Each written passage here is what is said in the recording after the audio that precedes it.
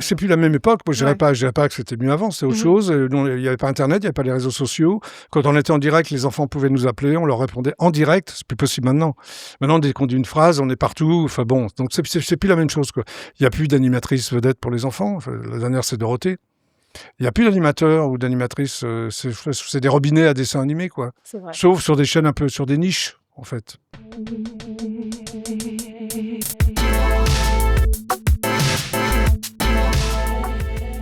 Bonjour et bienvenue dans En Bonne Voix, le podcast dédié au pouvoir des mots et à la puissance de la parole. Je suis Rokhaya Diallo, journaliste, autrice et réalisatrice. En 2022, j'ai créé Word, la première école de prise de parole en public pour démocratiser l'accès à la sphère publique et promouvoir le langage comme une affirmation de soi et de conviction.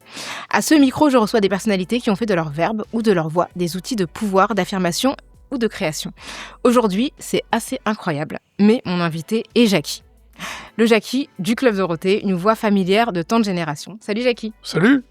Et t'as besoin de te présenter encore ? Tout le monde te connaît ? Je sais pas. On sait jamais. Je pense qu'il y a des gens qui peuvent tomber sur le podcast par hasard. D'accord. Je sais pas.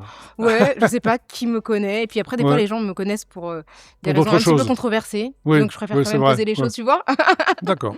Donc là, Jackie, j'ai l'impression d'avoir 6 ans et demi. Bon, c'est agréable, donc. Ouais, c'est une petite retombée en enfance.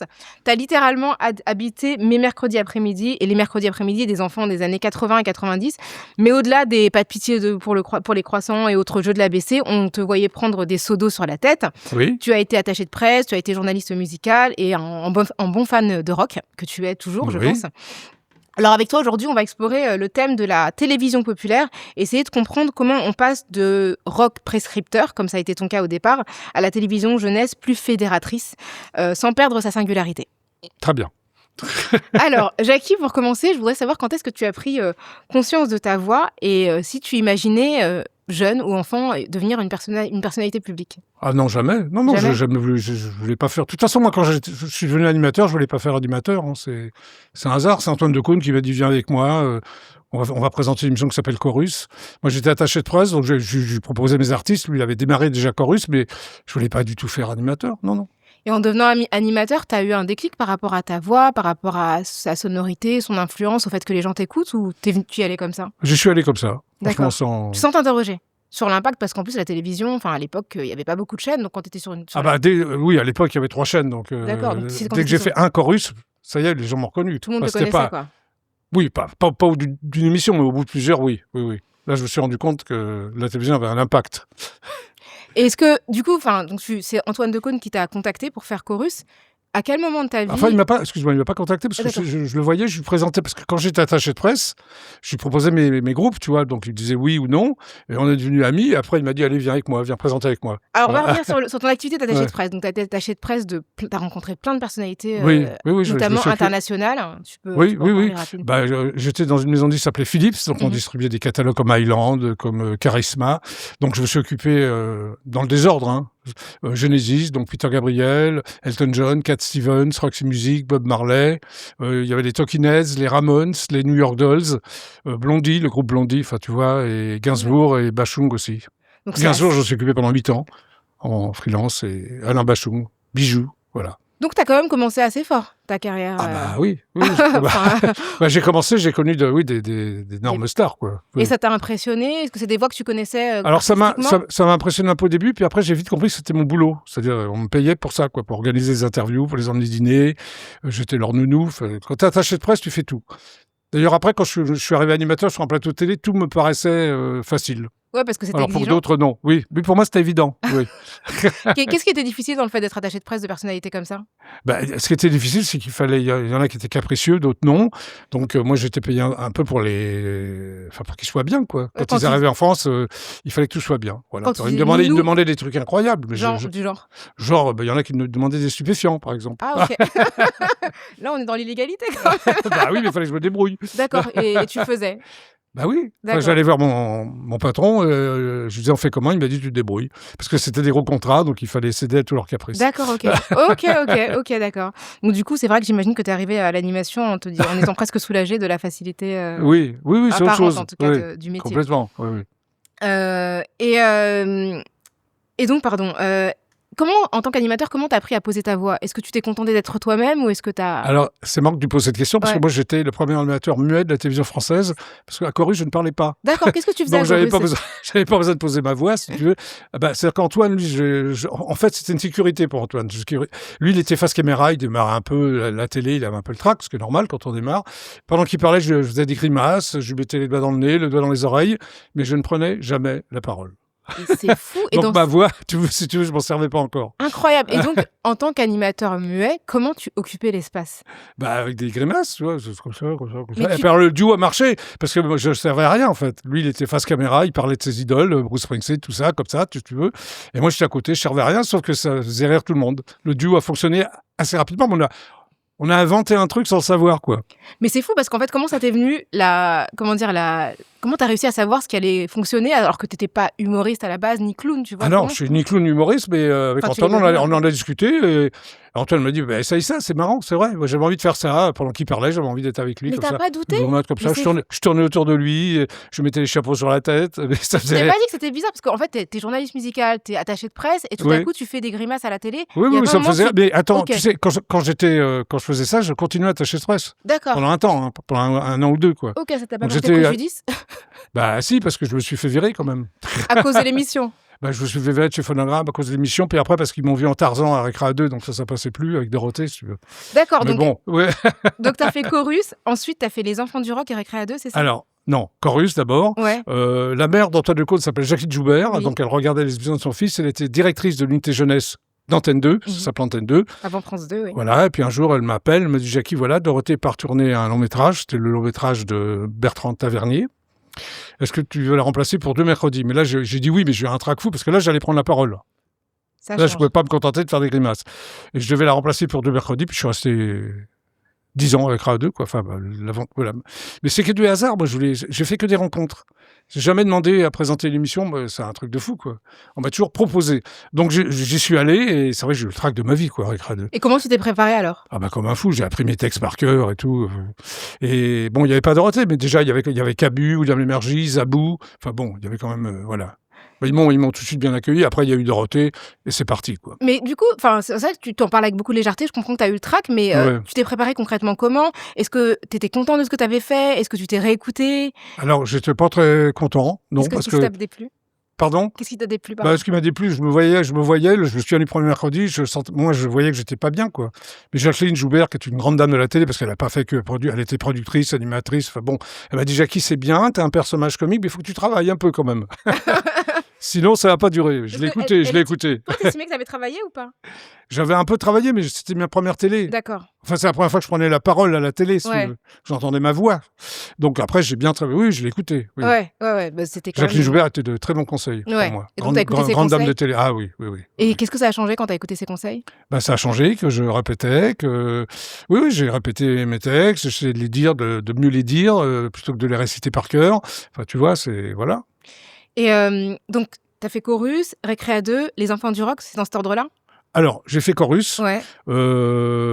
Chorus a disparu. D'accord. Là, on est en juin 81. D'accord. Mitterrand arrive au pouvoir. D'accord. Nomme Pierre Desgroupes à Antenne 2, PDG d'Antenne 2. Okay. Et lui, il voulait une émission de rock, donc il a appelé Antoine. Il a engagé Pierre Lescure. D'accord. Qui lui a fait Les Enfants du Rock. D'accord.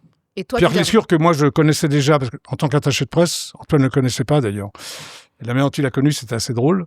Je te raconte? Oui, je veux bien, bah oui. On avait rendez-vous avec lui. Moi, je le connaissais physiquement. On avait rendez-vous avec lui, je suis un lundi. Et un vendredi, on dîne chez Pierrot, un resto, tu vois, rue Étienne Marcel, avec Antoine, et puis 2-3 potes. Et puis c'était un peu rock'n'roll à l'époque. On était un peu éméchés.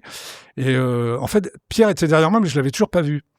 Et Antoine ne le connaissait pas physiquement, et à un moment donné, je vais aux toilettes et je tombe sur Pierre Lescure, qui donc avait tout entendu et tout ce qu'on disait, tu vois. Et on avait rendez-vous avec lui le lundi. Et je le vois, et je dis, si tu veux, Pierre, je peux te présenter Antoine Decaune, qui est juste derrière. Et on avait déconné comme des fous, quoi. Et Pierre était bien dit, je crois qu'on a rendez-vous la semaine prochaine.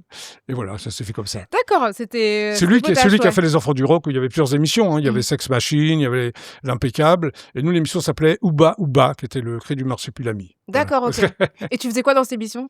Alors là, on faisait des sketchs, je parlais là, avec D'accord. Antoine. Oui, on faisait des sketchs. Oh mince, mon portable qui sonne, c'est pas grave. Excuse-moi. Bon, je vais le mettre sur... voilà. excuse-moi. Oui, t'inquiète, il n'y a pas de problème. Là, on faisait des sketchs qu'on écrivait nous, quoi, tu vois. Oui. D'accord. Et donc, les enfants du rock arrivent, Récréa 2 en simultané. Alors, moi, j'ai présenté 3 émissions. C'est pour ça que je suis jamais passé des enfants, du rock'n'roll aux enfants. J'ai toujours fait 3 émissions à la fois, sauf Chorus.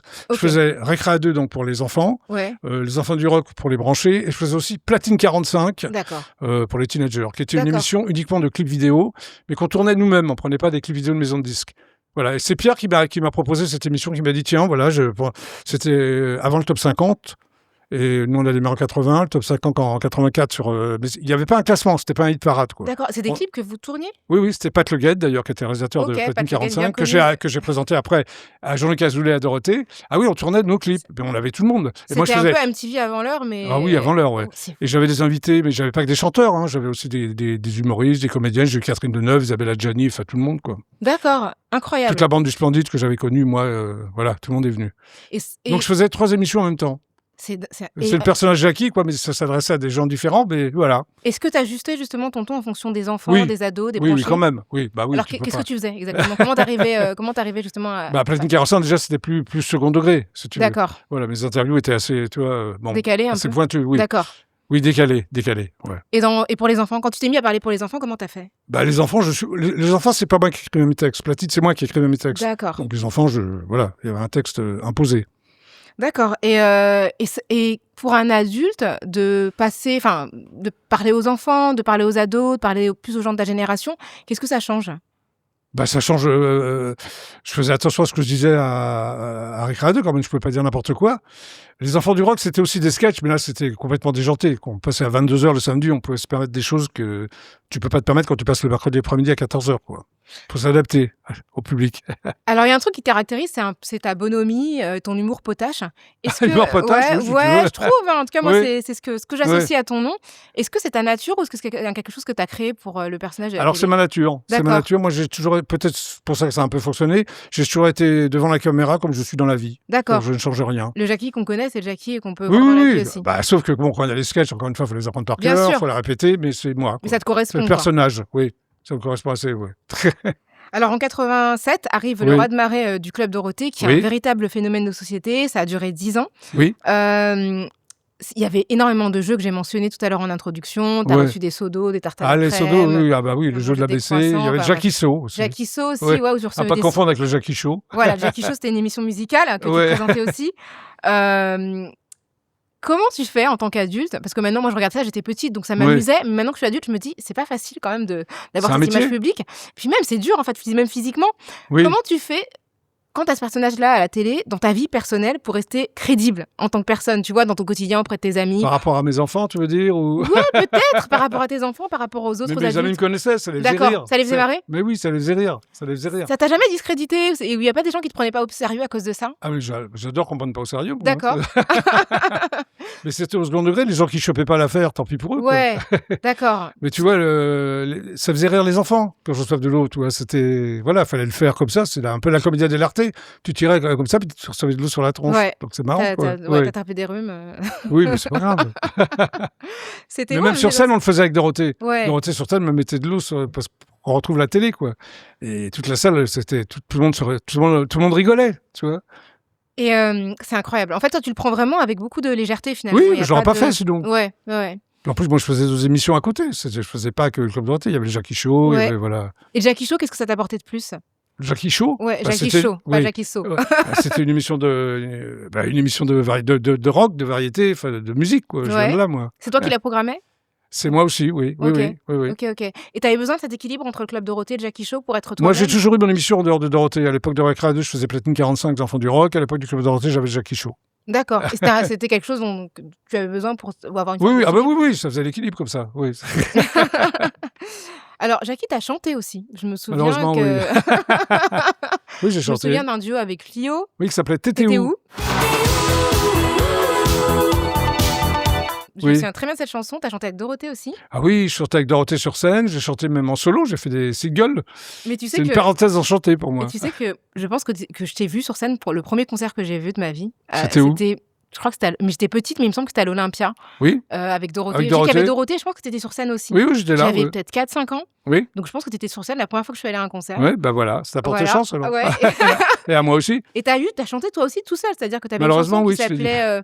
C'est comment s'appelait ta chanson? Il y avait Tout augmente sauf l'amour. Exactement. Tout augmente, sauf l'amour. Qui était au top 5, qui a été classée au top 50. Oui, absolument. Et tu t'imaginais chanteur, toi? Après avoir été Pas fan du de tout, rock on me l'a et tout. proposé, mais Comment non, c'est pas du arrivé? tout. Oui, mais attends, moi, si on me propose de chanter, je vais pas le faire. Mais c'est Jean-Luc Azoulay qui m'a dit, d'abord, j'ai commencé à chanter sur scène avec Dorothée, puis il a trouvé ça drôle, j'avais une voix de canard, si tu veux. Ouais. Canard laqué, hein. Et après, il m'a créé les chansons. Et tu les as chantées? Voilà, après, j'ai rencontré Lio à Platine 45, on a envie de faire un truc ensemble, on était copains. Un jour, à l'époque, elle vivait avec Alain Chamfort, il arrivait avec un petit refrain, t'étais où? Enfin, il n'y a pas de parole. J'ai appelé Boris Berman, qui était le parolier d'Alain Bachung. Je m'occupais d'Alain Bachung à l'époque, j'étais attaché de presse, et Boris, il a mis des textes là-dessus, c'est parti, quoi. Bon, déjà, t'as une équipe de luxe. Oui. Lio, Chamfort, Boris Berman. Ouais, c'est ça, de Bachung. Oui. Donc voilà, t'es arrivé à la chanson. Ça a bien marché, c'était aussi au top 50. Ça a super bien marché aussi. Ouais. Et ça t'a pas... Enfin, il y a aucun moment où tu t'as douté de ta faculté à investir le truc un peu sérieusement, à chanter. Ah non. Enfin, non, je voulais pas faire chanteur, c'était vraiment des parenthèses, quoi. Ok, et vis-à-vis des autres chanteurs, tu t'es pas posé de questions? C'est-à-dire que tu connaissais beaucoup de chanteurs, tu t'es pas senti... Moi, je me sentirais un peu, pas forcément super à l'aise si je chantais. Enfin, toi, non, parce que c'était okay. un gimmick. Parce qu'il y avait un côté... Je parle plus que je chante, d'ailleurs. C'est vrai dans la chanson. Tu vois ce que je veux dire. Et dans ta propre chanson, à toi? Ah oui, les chansons... Non, c'était tranquille. Oui. Et quand tu t'es vu au top 50, tu t'es dit... Bah, voilà, j'ai dit pourquoi pas. Je suis pas chanteur, mais je suis au top 50. C'est incroyable. Moi, je trouve ça fou que tu prennes avec autant de légèreté, sans inquiétude. Bah... Oui, tu doutes toujours de ce que tu fais, mais bon, on me l'a proposé, je l'ai fait, c'était marrant, ça marchait, voilà. J'étais dans une synergie comme ça voilà. La télévision jeunesse, à l'époque où tu l'incarnais avec d'autres, a été énormément critiquée. Oui. Il y a eu beaucoup de critiques un peu snob. On vous a critiqué aussi pour toute l'animation japonaise qui était considérée comme violente. Oui, les mangas, les fameux mangas. Les animés. On considérait que c'était aussi assez abétissant. Oui. Comment tu l'as vécu? Qu'est-ce que ça voulait dire pour toi? On l'a vécu au début pas très bien, mais avant de mettre les mangas à l'antenne, il y avait quelqu'un de TF1, une psychologue qui visionnait absolument tous les mangas. Et s'il y avait la moindre violence, par rapport à elle, c'était pas diffusé. Donc on était totalement protégés. Mais moi je me souviens qu'on voyait même dans les séries, on voyait des coupes. Il y a des coupes qui étaient faites aussi quand il y avait des scènes de violence. Oui, c'est ça. Mais c'était même en tout cas les critiques ont même accédé à une dimension politique parce que Ségolène Royal qui était ministre de la jeunesse. Oui, nous avons lu Ségolène Royal. Elle voulait arrêter le Club Dorothée, mais elle n'a pas réussi. Ouais, elle a fait un livre, carrément contre le Club Dorothée. On en a parlé dans le Petit pour les croissants et à la fin, je me souviens, Ryan était face caméra puis elle le jette dans la poubelle. Sérieux? Vous avez fait ça? Vous avez jeté dans la poubelle? Pas moi, Ryan, c'était nous. C'était le Club Dorothée, pour lui dire. Oui, voilà, complètement. Mais comment vous l'avez vécu qu'une ministre s'insurge contre votre émission et en disant que c'était mauvais pour les enfants? C'est quand même grave. Moi, on l'a bien vécu parce que ça marchait, de toute façon. Et la plupart des journalistes qui nous critiquaient ne regardaient pas le Club Dorothée. Mais en France, je pense que dès qu'une émission marche, même dans d'autres disciplines, on critique. J'ai l'impression qu'on n'aime pas les choses qui marchent en France. C'est immédiatement critiqué. Tu crois que c'est la dimension populaire qui déplaisait? Oui, c'est ça. Ouais. Comment tu l'analyses, le fait qu'en France, on n'aime pas les choses populaires? Je n'arrive pas à comprendre les gens qui n'aiment pas justement les émissions qui plaisent au grand nombre, quoi. En plus, on n'était pas vulgaire, on n'était pas. C'était un divertissement pour toute la famille. Parce qu'il n'y avait pas que les enfants qui nous regardaient au Club Dorothée. Oui, les parents aussi. Les parents, les grands-parents, enfin voilà. Si tu veux, donc voilà, les enfants nous adoraient. Point final. Et est-ce que tu crois qu'il y avait une forme de snobisme dans ça, l'idée que... Aussi, oui, le Club Dorothée, c'était non, faut pas regarder. Moi, je me souviens maintenant, quand je rencontre des gens de 40 ans qui avaient donc 10 ans à l'époque, me disaient ah non, mais moi, mes parents m'interdisaient, mais j'allais chez ma grand-mère, je regardais en cachette. Enfin bon. Ouais, donc il y avait quand même quelque chose de l'ordre de... Oui, il y avait un snobisme. Oui, c'est ça. Oui. Où on considérait que c'était pas assez bien pour les enfants. Voilà, il fallait autre chose. Mais bon, les enfants nous aimaient bien, donc on a continué. D'ailleurs, ils vous aiment toujours. Enfin, ceux nous qui sont aiment devenus toujours. Adultes aujourd'hui, ils sont très nostalgiques de l'époque. Donc à l'époque, vous faisiez partie de ces rituels qui appartenaient à la télévision, des rituels hebdomadaires. Absolument. Est-ce que tu trouves que c'était important pour toi aussi? Qu'est-ce que tu penses de ce que fait aujourd'hui la télévision par rapport à ces rituels qui, j'ai l'impression, n'existent plus autant? C'est plus la même époque. Moi, je dirais pas que c'était mieux avant, c'était autre chose. Il n'y avait pas Internet, il n'y avait pas les réseaux sociaux. Quand on était en direct, les enfants pouvaient nous appeler, on leur répondait en direct. C'est plus possible maintenant. Maintenant, dès qu'on dit une phrase, on est partout. Enfin bon, donc c'est plus la même chose, quoi. Il n'y a plus d'animatrice vedette pour les enfants. La dernière, c'est Dorothée. Il n'y a plus d'animateurs ou d'animatrices. C'est des robinets à dessins animés, quoi. C'est vrai. Sauf sur des chaînes un peu, sur des niches, en fait. Et comment tu l'expliques, ça? Parce que je pense que les grosses chaînes ne veulent pas investir. Les dessins animés à la suite, ça leur suffit, quoi. Oui, c'est moins cher, en fait. Voilà, c'est moins cher, il n'y a pas de plateau à faire. Non, mais c'est ça, hein. Ouais. Et tu as conscience d'être rentré justement dans ce quotidien et d'avoir fait partie des rituels de toute une génération? On me l'a dit, on fait partie, je dis on parce que Dorothée, tout le monde, on fait partie de la mémoire collective, c'est ce qu'on nous dit, voilà. Ouais, c'est exactement ça. Et comment les gens t'arrêtent aujourd'hui, justement, par rapport à cette mémoire collective? Comment tu vis le fait que ce que tu as dit, ce que tu as été, ça soit imprimé? Je le vis bien parce que d'abord, c'est toujours sympathique, c'est que des compliments, on fait appel à l'enfance, alors dès qu'on fait appel à l'enfance, c'est une espèce de sensibilité. Et ça se passe toujours bien. Ils se souviennent de tout, voilà. Ça leur parfois, on est pas traités. On les prend pour des nounous, mais moi, ça me va. Hein. Et est-ce que dans tout ça, parce qu'au début, tu t'es un peu lancé ça dans cette aventure de l'animation à la télé par hasard. Ouais, par hasard, sans savoir vers quoi ça allait te mener. Oui. Puis à un moment donné, tu étais au sommet dans le club Dorothée.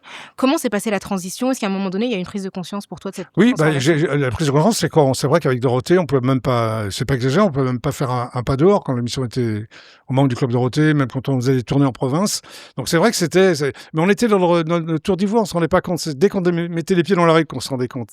Mais vous travaillez énormément, en fait. C'est pour ça que tous les vous ne jours. pas compte. Hein.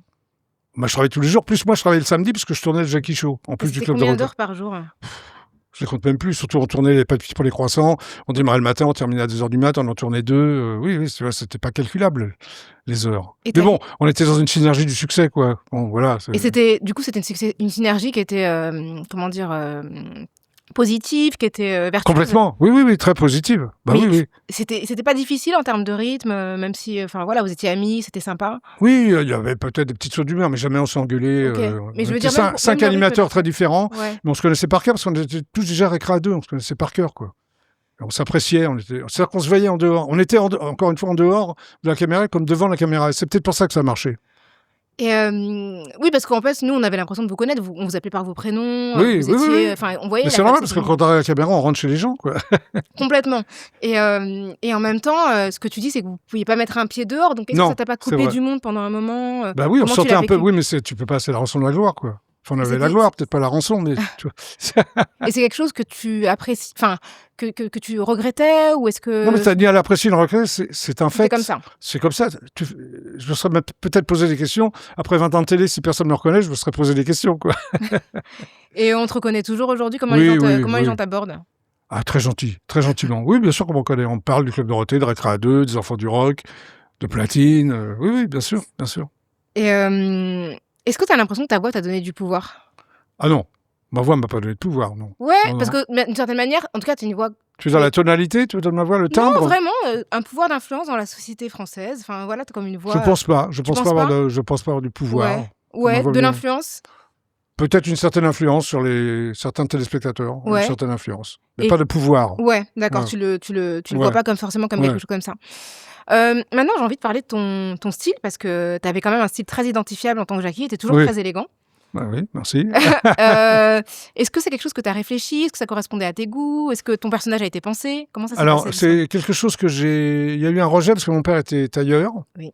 Pour hommes, il faisait des tailleurs très classiques. Donc, à l'adolescence, j'ai eu un rejet de ça. Il me donnait des costards, cravates, gris, noir. Et moi, j'ai eu un rejet. J'ai voulu un peu de couleur. J'ai voulu mettre des vestes. Donc, c'est parti comme ça. Et c'est resté comme ça. C'est vrai que j'avais un côté coquet, mais coquet à ma manière. J'allais au plus de Montreuil, j'allais au plus de Saint-Ouen pour m'acheter des fringues assez bigarrées, avec des tours Eiffel partout. Des creepers aussi. J'étais à Londres, j'avais 16 ans, je me suis acheté des creepers. C'est des chaussures à semelle compensée. Genre de fer à repasser, tu vois. Wow, incroyable. J'avais des fausses cravates, tu sais, hop, avec des avec des tours Eiffel partout. Enfin, voilà. Oui, parce que moi, je me souviens des couleurs. J'étais pas très discret au niveau de la couleur. Je me souviens de la couleur, c'est vraiment ce qui m'a marqué. Ouais. Oui, du coup, tu prenais quand même le soin de choisir. Oui, je mettais pas n'importe quoi. C'était bien coordonné. Faussement négligé. Ça avait pas l'air négligé, ça avait l'air... Pas négligé, mais... Ouais. Mais... Non, c'était étudié. Ouais. Mais étudié à ma manière, pour mon personnage. Exactement. Ouais. Et comment c'était reçu? Qu'est-ce que les gens te disaient sur ton style? Les gens aimaient bien. Ouais. Non, mais parce que justement, je sortais de l'ordinaire. Pour eux, j'étais un ovni, quoi. Il y a que moi qui étais habillé comme ça à la télé à l'époque. On pouvait pas te louper. Oui. Ah bah non, ça, à l'image, je ne pouvais pas me louper. C'est en rouge, en bleu, en vert, enfin bon. Avec des motifs. Des motifs partout, j'ai bigarré, voilà. Puis, et c'est à Londres, moi, parce que je te dis, j'ai connu le swing in London. Oui, t'es Donc, parti à Londres très jeune. Oui, vers 16-17 ans, 18 ans. J'ai Qu'est-ce vu qui t'a les donné Beatles envie sur d'y scène aller au Marquis, Incroyable. la musique. Non, de toute façon, non, mais j'avais un correspondant, tu sais, à l'époque, je sais pas si ça existe encore, on avait des correspondants. Moi, je l'invitais chez mes parents, et j'allais chez lui, voilà. Et donc, j'ai t'es vu- allé chez ton correspondant à Londres. Ouais, voilà. Et grâce à lui, enfin grâce à ses parents, j'ai vu les Beatles sur scène, quoi. J'avais C'est 18 ans, génial. on marquait les Stones, et là c'est là que le rock'n'roll est arrivé, quoi, pour moi. Et c'est comme ça que t'as voulu devenir attaché de presse. Ouais. Voilà, oui, c'est comme ça. Et aujourd'hui, au niveau de ton look, comment tu réfléchis les choses? Oh bah je suis plus ça, mais j'ai quand même une Ouais, enfin, tu vois, c'est il y a quand même une recherche. ouais. Mais t'arrives à un certain âge, je peux pas m'habiller comme à 32 ans, quoi. Non, mais tu pourrais ça porter de va. la couleur. Oui, mais il y a des jours où j'en porte, là, D'accord. aujourd'hui, non. Bon, là, Ouais. c'est sobre, mais... Et à l'époque où tu étais à la télé, ton père était tailleur, etc., Ouais. comment ta famille réagissait justement à Elle ton comprenait style, pas, tes mon looks père. Déjà, il comprenait pas. Il m'a dit, mais comment tu vas gagner ta vie? Alors, au répondais début, il avait un peu d'angoisse, puis après, ça a été. Ok. Puis après, il me dit, mais pourquoi tu t'habilles comme ça? Tu vas t'habiller comme Michel Drucker. Ah ouais, là, c'est Son un mentor, autre c'est style. Michel Drucker. Ouais. D'accord. Oui, parce que je te dis, il faisait des costards très stricts. Ouais. Puis après, il m'a laissé faire quand il a vu que ça marchait. Il a renoncé, tout Oui, simplement. oui. On arrive à la fin de l'entretien. Merci Ouais. beaucoup, Jackie, c'est super. Je t'en prie. Je t'ai demandé de réagir à des mots qui te correspondent. Donc, on va faire le petit tour d'horizon des mots de Jackie. Est-ce qu'il y a un mot que tu adores? Oh, il y en a plein. Ouais. Amour. Amour. Ouais. Ok. Est-ce qu'il y a un mot que tu bannirais? Ouais, on m'a traité un jour de youpin, ça m'a pas plu. Non, là, c'est l'antisémitisme pur. Ouais. Tu l'as vécu, l'antisémitisme? Au lycée, une fois, ouais. Ouais. Une seule fois de ma vie, je Bon. pas trop aimé. Ouais, tu t'en souviens encore, Ouais. donc j'imagine que c'était pas... Non, c'est pas terrible. C'est assez marquant. Est-ce qu'il y a un mot que tu n'as jamais osé dire? Non, parce que parfois j'ai des gros mots, donc... Ok, Ouais, non, Tu dis tout ce que tu ça penses. va. Ouais, je suis assez cash. j'ai l'impression. Oui, je suis assez cash. Est-ce que tu as un tic de langage, Jackie? Dernièrement, je me suis surpris à dire du coup. Je sais pas, tout le monde le dit, je le disais pas avant. Du coup. T'as été embarqué dans la... Ouais. Du coup, Du coup, tu le moi dis, toi, aussi, ou je le non? dis beaucoup trop, ouais. Ouais. Ouais, j'ai Ouais, du du coup, j'ai coup. beaucoup du coup et en fait. Mais Oui, du en coup, fait, ouais, je c'est sais pas ça. pourquoi. C'est à la mode, c'est les Mais mots. c'est le mot des termes à la fois. mode. Ouais, c'est l'espèce de liaison que tout le monde utilise. Ouais. Y a-t-il une citation qui t'accompagne ou qui te définit? Comme on fait son lit, on se couche. C'est un Ok. proverbe yiddish. Ah, je savais pas que c'était yiddish. Ouais. C'est vrai? Ah, je savais Oui. pas du tout. Oui. Mais c'est très juste. Oui, De toute façon, la bah sagesse oui. populaire, ça ne trompe pas. Je crois, oui. Est-ce qu'il y a un discours qui t'a marqué? Il y en a pas mal. Ouais. Il y en a En pas mal, particulier, il y en a un qui te vient en tête. Discours de Mitterrand, le jour où il a été élu. Ça m'a marqué. D'accord, en 81. Oui. C'était quelque chose qui était important, un Oui, moment oui, important oui, de la vie oui. politique. Pour moi, oui. Ouais, c'est le retour de la gauche enfin le retour depuis Oui. 50 ans, la gauche au Oui, pouvoir. oui, oui. En France, ça a été une vraie bouffée d'air pour pas mal de personnes à l'époque. Est-ce que il y a un mot qui t'a blessé? Bon, je pense que tu C'est l'as dit, ce que je t'ai dit. Ouais. Oui, ça fait un peu doublon. J'imagine, ouais. Est-ce qu'il y a un mot qui t'a libéré? Un mot qui m'a Libéré, ouais. qui m'a totalement libéré. Ouais. Vas-y. C'est mon père Ok. qui me l'a dit. À quelle occasion il te l'a dit? Quand il a vu justement qu'à la télé ça marchait bien pour moi, parce que mon père il avait des magasins de fringues et il voulait me les refiler, quoi. Mais moi je voulais pas, quoi. Je me voyais pas en train de vendre des costumes et il m'a pris à part, il m'a dit allez vas-y. Et ça m'a libéré. Ça t'a libéré Ah, parce que bah oui, t'avais la parce qu'il pression voulait pas quand que je le même. fasse de la télé, quoi. Ok. Vas-y, voilà. Et avant qu'il te dise vas-y, tu te sentais obligé de reprendre la suite ou Je me dis comment je vais faire pour lui dire que Ah il a ouais. compris, quoi. Ah, ok. J'ai pas repris la suite. Il a vendu. Heureusement d'ailleurs, parce que je crois que j'aurais fait faillite. T'aurais vendu que des costumes colorés. Non, mais je suis pas vendeur de ça, en tout cas. Ouais, Je suis pas vendeur. Est-ce qu'il y a une phrase que tu te répètes avant d'agir? Oui, fais attention à ce que tu vas faire. Ah ouais? Et Oui, ça je fais marche? oui, ça a toujours marché. Je fais toujours attention Tu fais avant attention à d'agir. quoi en particulier? à tout, à ce que je vais D'accord. dire aux gens, à ce que je vais faire, à ma gestuelle. Je fais attention. C'est À marrant être, parce à être que correct, à être poli. Voilà. c'est vrai que tu dégages l'idée d'une forme de spontanéité. Et en fait, on se rend compte que tu es quand même beaucoup plus précautionneux que ce qui apparaît. Oui, je pense que je suis assez réfléchi. Oui. Ouais. Oui. Est-ce qu'il y a une insulte que tu trouves belle ou drôle? Drôle, c'est couille molle. Pourquoi ça te fait rire? Je sais pas, couille molle, je sais pas. Est-ce qu'il y a un mot que tu voudrais ajouter au dictionnaire? Oh non, je pense qu'il est assez complet. Ah ouais, tu trouves? En français, non, tu rajouterais des mots, toi? Oh, il y en a plein. Des mots qui n'existent pas ou Qui existent, mais qui sont pas forcément dans le dictionnaire. Tout à l'heure, Ouais. dans un épisode précédent, il y a une personne qui a parlé du mot enfantisme pour parler de la situation des enfants. Ah oui, d'accord. Tu vois, Ouais, je vois ce que tu veux dire. Ouais. Ou des mots qui sont dans le langage militant, mais qu'on n'utilise pas nécessairement. Voilà, j'ai rien qui me D'accord, vient en tête, d'accord. mais ouais, Ok. par exemple. Ouais. Ou après, ça peut être des mots qui existent Oui. dans une autre langue, Oui. en anglais, mais qui n'existent pas forcément en français. Ah, d'accord, tu vois, d'accord. ça peut être Ok. ça. Moi, je sais que la langue de mes parents, c'est le Wolof, et parfois, il y a des mots que je comprends. Le Wolof, c'est quoi, Le ça Wolof, c'est une langue du Sénégal, C'est les de gars. la Gambie. D'accord. Oui. Et en fait, il y a des mots qui existent en Wolof qui n'existent pas en français, et je me dis, Oui. ça manque trop. Ah, d'accord. Ça manque trop, ouais. Alors, Yiddish, il y en a un, ouais, peut-être Ouais. que je mettrais. Ouais. Voilà. Et c'est quoi? C'est Mensch, monsieur. Ah oui, c'est ça. Un Mensch, ça, avec ouais. un grand monsieur. Ouais, enfin, une monsieur personne d'une grande sincère, dignité, ouais, c'est ouais, ça. voilà, Mensch. Ouais, j'aime beaucoup ce mot. Est-ce qu'il y a une voix que tu pourrais écouter en boucle? Oui, Bob Dylan Ok, et John Lennon, d'accord. les Sinon, deux, avec Ex Aequo. c'est Premier Ex Aequo. tes voix préférées? Oui. D'accord. Est-ce qu'il y a une voix qui t'impressionne? Oui, j'étais impressionné la première fois que j'ai vu Serge Gainsbourg. D'accord. Oui, parce que bon, j'avais rendez-vous avec lui, rue de Verneuil. C'est lui qui a ouvert la porte. C'était pas sûr que ce soit moi. Il voyait plein de gens, enfin plein d'attachés de presse. Il m'a choisi. Et déjà, j'étais fan. À l'époque, j'avais 25 ans. Et quand je serai toute ma vie, il a ouvert la porte, donc rue de Verneuil. Il a parlé et cette voix m'a impressionné. D'accord. Vraiment. Par la voix ou la... Le timbre de D'accord, la le voix. timbre de la voix. Une voix très posée, très lente, voilà. Incroyable. Parlant très bien le français, avec des vraies liaisons. Enfin, ça fait plaisir. C'est perdu, Tu vois ce que je veux dire? Ouais, tout à fait, tout à fait. Et pour finir, est-ce qu'il y a une voix qui t'a formé? Il y a, oui, la voix de ma mère. D'accord. À quel niveau? Enfin, ça t'a accompagné, elle t'a éduqué, j'imagine. Oui, elle m'a éduqué, elle m'a accompagné. En fait, elle, sa langue maternelle, c'était le yiddish, tu vois. Et puis, c'est une langue que j'adorais, que malheureusement, je ne peux plus parler parce que cette langue s'est éteinte avec la génération de mes parents. Et elle m'a vraiment formé. Tu comprends le yiddish? Oui, mais j'ai plus personne à qui le parler. Oh, c'est triste. Est-ce que tu penses que c'est une langue qu'il faudrait réactiver, Oh, j'aimerais bien, oui. la faire circuler à nouveau? Oui, j'aimerais bien. Ouais, parce que ça témoigne quand même d'une époque aussi et de Oui, bien sûr. pas mal de migration aussi. Oui. Bah écoute, merci beaucoup Jackie. Mais je t'en prie. C'est donc la fin de ce nouvel épisode de En Bonne Voix, le podcast dédié au pouvoir des mots et à la puissance de la parole, qui est en partenariat avec mon école Word, qui forme à la prise de parole en public. Merci beaucoup Jackie. Où est-ce qu'on peut te voir, hein? Alors je vais faire des trucs, mais je peux pas encore l'annoncer. D'accord, ok. Je suis désolé, mais ça donc, va. Restez vigilants. Voilà. Oui, ça va arriver vite, mais j'ai pas le droit d'annoncer. D'accord, mais c'est une question de 15 jours, 3 semaines. Je suis désolé. Ok. Ouais. On le saura très bientôt. Ah si, je peux annoncer une date, c'est le 30 octobre au Palais des Congrès, je présente le Manga Show. Ok. Voilà. Très bien, très bien. Ça, c'est sûr. On sera là. D'accord. En Bonne Voix est disponible sur toutes les plateformes et en vidéo sur YouTube. Cherchez En Bonne Voix avec un X et pensez à vous abonner.